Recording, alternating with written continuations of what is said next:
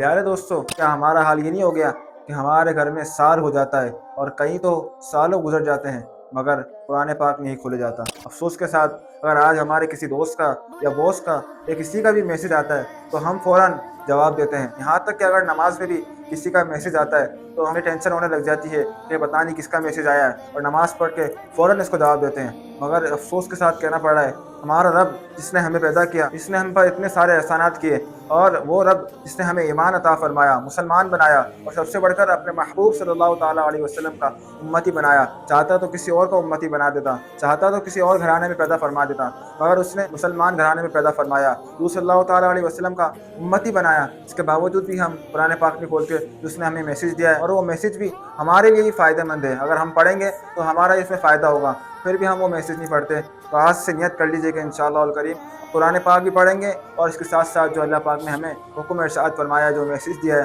اس message کو پڑھ کر سمجھیں گے بھی اور دوسروں کو بھی سمجھائیں گے۔ اس کے لیے ایک آسان طریقہ آپ کو بتا دیتا ہوں، اور وہ یہ ہے کہ مفتی قاسم صاحب دعوت اسلامی کے بہت بڑے مفتی صاحب ہیں،